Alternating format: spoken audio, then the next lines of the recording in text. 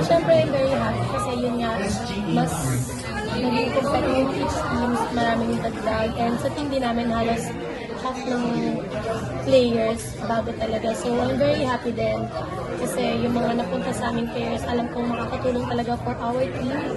And I'm very excited lang din kung ano yung pwede, kung matutunan from them and kung ano yung pwede namin madala this conference.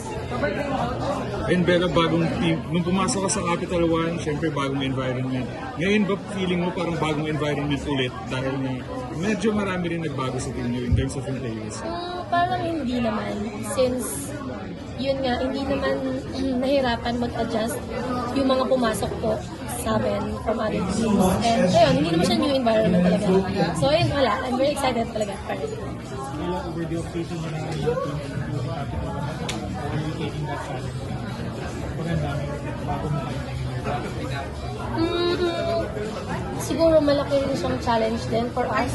Since yun nga, kahit na nagkalaban na before, ibang challenge pa rin this conference. Kasi lahat ng teams talaga nag-level up. Siyempre, sana kami din, ganun din naman kami. Na pinatry namin yung best namin every training na to level up pa yung game namin para maganda yung mapakita namin this conference.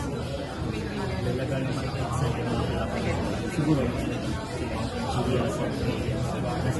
Hindi lang ako sila before sa national team pa kami na kami yung magkalaban, huwag silang maglalaro, ganyan. So parang, ayun, kasi kasama ko na rin sila na matagal as teammates. So parang I'm very excited din kung paano ako siguro magpo-perform pag sila yung kalaban ko. Like, kasi syempre kilala ko sila, pero ngayon kasi ibang sistema, yung magkakaibang sistema ng team. So yun, I'm very excited and looking forward sa match-up namin. Thank you po. Thank you po.